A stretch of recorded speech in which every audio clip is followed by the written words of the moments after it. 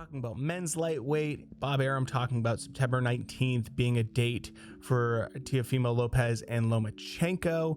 I think this would be great. I mean, I'm really excited about this fight being in Las Vegas compared to New York, mostly just because I think that, you know, with the way everything is, we know that right now Las Vegas, it is possible to have fights, whereas we don't know what's going on with New York, and trying to figure out that whole mess in terms of fighting and sports in New York could just be a total headache. So I'm glad that they're looking at this being in Las Vegas now compared to New York, where initially I think a lot of people thought it was probably going to be, just because of Teofimo Lopez's background with Brooklyn and everything like that. But that being said, one thing that's interesting about this is where Dana White had a little comment on this fight, and that was because Bob Arum said that for this fight in particular, they might try to do a small gate. They might try to see if they can have a small crowd for this.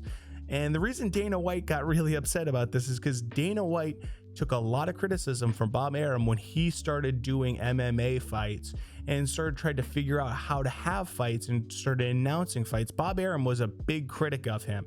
And so basically this is kind of Dana White being like, what the hell? You said that you're, you know, criticizing me for trying to have fights. I believe they started having UFC fights in May, and now you're having your little fights, and now you're talking about putting in, you know, small gates for your fights in September, when you just told me that I was crazy for even thinking about doing this kind of stuff. So I do think that's a little bit interesting, a little bit of the drama there between Dana White and Bob Arum, which normally you just see kind of Dana White and Oscar De La Hoya go at it on Twitter. So a little interesting kind of side note to this whole thing, but everyone's excited for this fight. I am very excited for this fight. Regardless of who you think is going to win, in the end, we are going to have a unified lightweight champion. Now moving up.